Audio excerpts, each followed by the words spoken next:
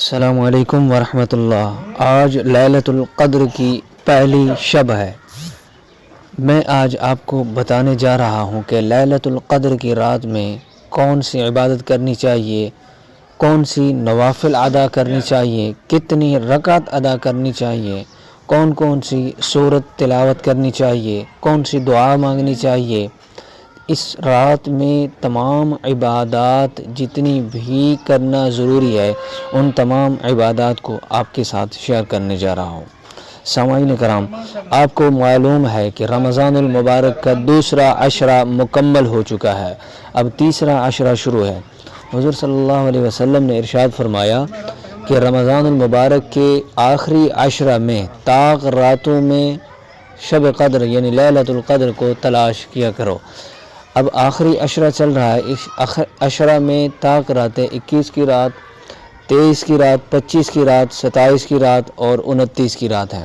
اب ان 5 راتوں میں آپ نے لیلۃ القدر کی رات کو تلاش کرنا ہے۔ اور لیلۃ القدر کی فضیلت اللہ رب العزت نے قرآن پاک میں فرمایا کہ خیر من الف شہر، کہ یہ رات 1000 مہینوں سے افضل ہے۔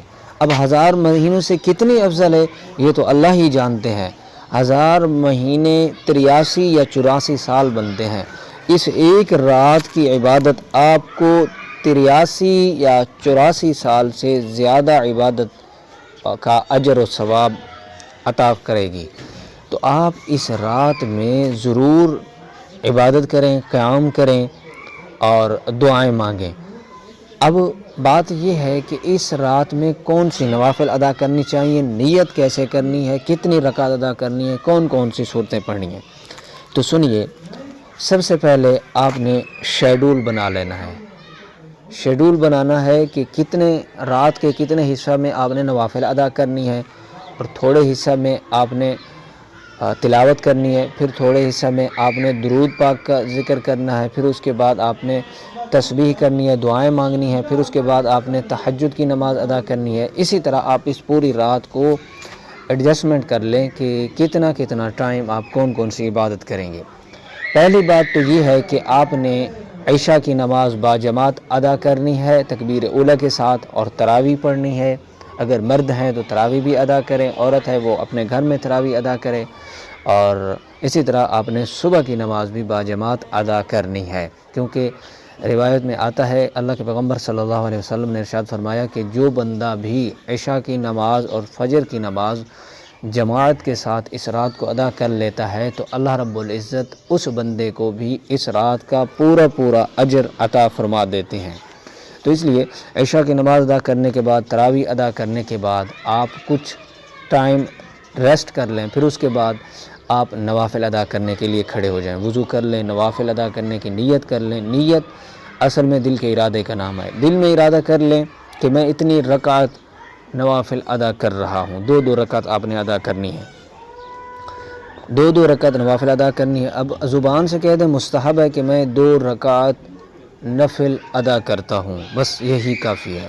پھر اس کے بعد آپ نے تکبیر تحریمہ کہنی ہے، سبحانک اللہ یعنی ثنا پڑھنا ہے، پھر اس کے بعد تعوذ، تسمیہ اور سورۃ فاتحہ۔ سورۃ فاتحہ کے بعد کوئی سورت خاص نہیں ہے، جو آپ کو سورت آتی ہے وہی آپ نے سورۃ فاتحہ کے بعد پڑھ لینی ہے۔ پھر رکوع کرنا ہے، رکوع سے آپ نے سجدے پر جانا ہے، پھر سجدہ کر کے پھر دوسری رکعت کے لیے کھڑے ہو جانا ہے۔ اب دوسری رکعت میں سورۃ فاتحہ کے بعد جو سورت آپ کو آتی ہے وہی سورت، پھر اس کے بعد آپ نے رکوع کرنا ہے، رکوع کے بعد قیام، پھر اس کے بعد آپ نے 2 سجدے کرنے ہیں، 2 سجدے کے بعد التحیات بیٹھ کر آپ نے دائیں بائیں سلام پھیر دینا ہے۔ یہ آپ کی نوافل پڑھنے کا طریقہ اور نیت آپ کو معلوم ہو چکی ہوگی۔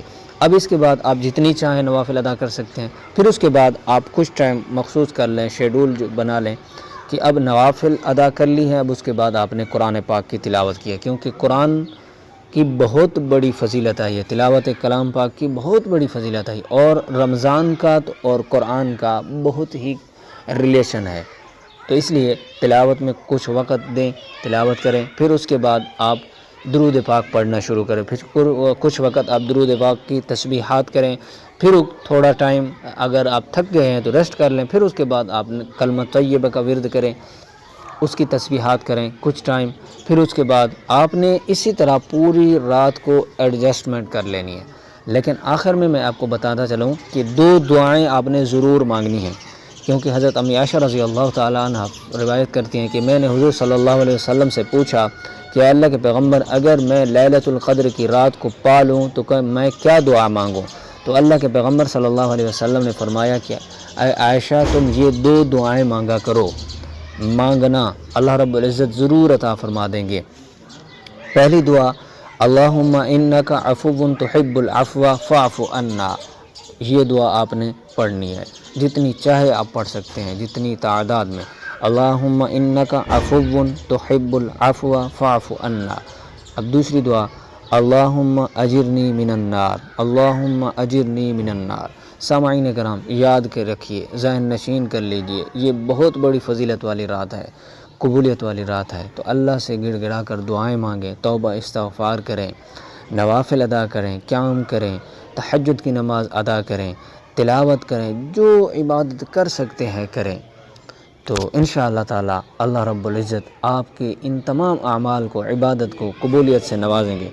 تو ضرور اس رات کو مس نہ کیجیے گا، اس رات میں جتنی زیادہ ہو سکے عبادت کا اہتمام کیجیے گا، اور مجھے بھی دعاؤں میں یاد رکھیے گا۔ امید کرتا ہوں کہ آپ کو ان تمام باتوں کی سمجھ آ چکی ہوگی۔ السلام علیکم ورحمۃ اللہ۔